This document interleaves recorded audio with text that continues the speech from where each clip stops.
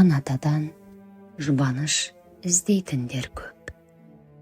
Жаздың ұзақты күндерінде ел ішіндегі әулиелі жерлерге зиярат етіп барушылар көбейетіні белгілі.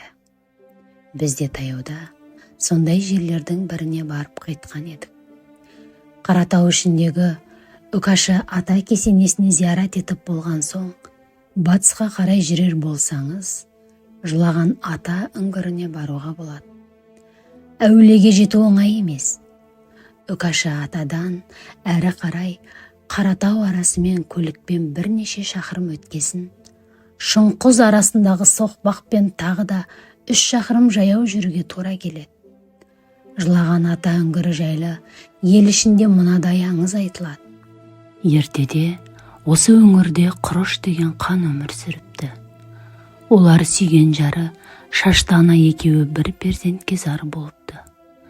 Құдайдан күні түні балалы болуды тілеген қос мұңлықтың тілегі күндердің бір күнінде қабыл болып, Шашты ананың аяғы ауырлайды. Айы күні жетіп босанғанда жар тәрізді мес, яғни перделі бала туылыпты. Бұл қалай деп түсінбей тұрғандарында оларға Алладан мынадай аян түседі. Шыдамдылық танытып, осы месті 9 жыл арқалап жүрер болса, оның ішінен ел мен жерге құт әкелетін қасиетті бала шығады. Осылайша басқа түскенге көндіккен атанасы месті арқалап күн кешіпті. Арада 7-8 жылдай уақыт өткенде, Шашты ана бір ауылда асыр салып ойнап жүрген балаларды көріп, қатты қызығыпты. Сөйтіп қолындағы меске қарап, жыламайсың, күлмейсің, сен қандай бала болып туылдың деп қатты кейіпті. Сол кезде мес жарылып кетіп, ішінен аса таяғы бар кішкентай бала Қаратауға қарай қаша жөнеледі. Оны көрген атанасы артынан тұра қуады.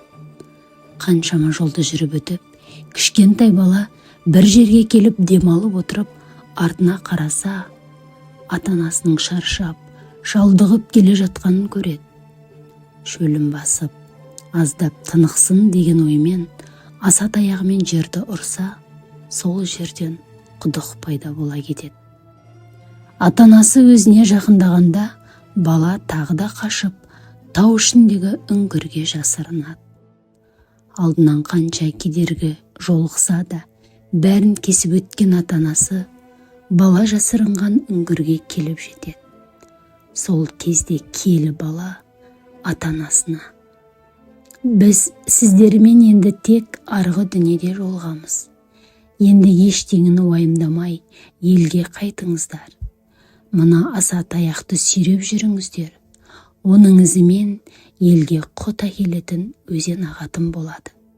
Бірақ артқа қараушы болмаңыздар деп көзден ғайып болған екен. Енді қолдарынан ештеңе келмесін білген Құрышқан мен Шаштана елге қайтыпты.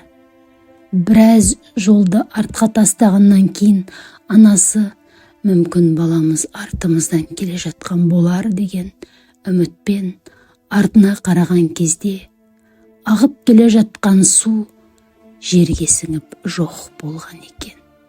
Шынында да таудан бастау алатын шағын өзен Абай ауылының тұсына келгенде жерге сіңгендей жоғалған деседі көргендер.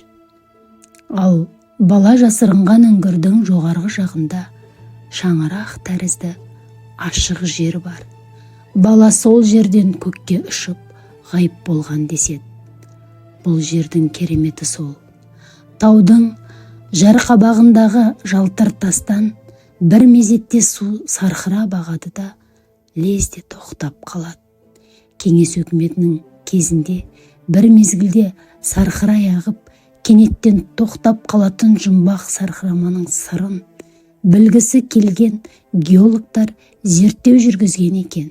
Сонда судың қайдан жиналғанын білгісі келіп, жарқабаққа шыққан бір геолог үшті-келі жоғалып кеткен деседі.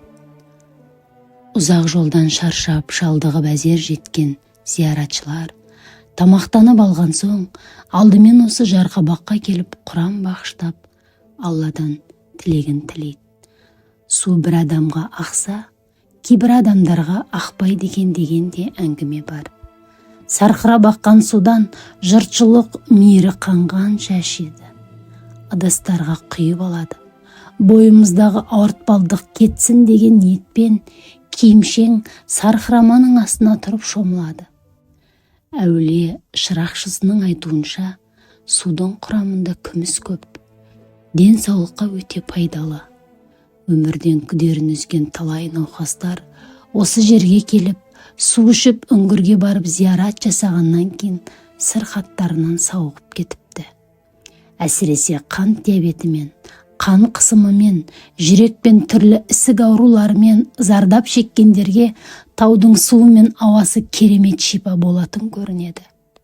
Ал бір перзентке зар болып жүрген әйелдер үңгірге жақын жердегі ана жатыр деп аталатын арнайы қауыз тәрізді суға түссе, көп ұзамай-ақ құрсақ көтеретін көрінеді. Тау мен тасты кезіп, жаяу жалпылап кім жетіскеннен әулиеге келеді дейсіз. Әйтеуір денсаулық сұрап, келгендердің бәріне науқастарынан айығып кетсін деп, келген зияратшылардың бәріне ананың жатырына суға түсуге рұқсат беретінбіз дейді әулиенің шырақшысы. Бірде су қатты ластанып кеткен соң, тазартпақ оймен өзенді жағалай жүрдік. Судың көзін қоқыстан арши ана жатырының жанына да келіп жеттік. Қарасақ, қауыз іші әйелдің де, еркектің де іш киімдеріне, одан бөлек түрлі лас заттарға толып кеткен. Қауыздың дәл жанына біреу үлкен дәретке отырып кетіпті. Ал су еттекке қарай ағып келеді де, оны ішуге, жуынуға сол адамдардың өздері пайдаланады. Осылай тазалық сақтамай, әркім білгенін істеп кеткен соң, қариялармен ақылдаса келе, ана жатырына бүгінде ешкімді суға түсірмейтін болдық. Бүгінде суға түскісі келетіндерге арнап, етек жақтан өзеннің тереңдеу жеріне тастарды жинап, арнайы тоған жасап қойдық. Ағын су ауруымызды ағызып кетсін деп ниеттенгендерді солай қарай жібереміз. Шырақшының сөзінің жаны бар. Тау арасына құрылыс материалдары түгілі, жетін азығы мен киім кешегіңді жеткізудің өзі қиын.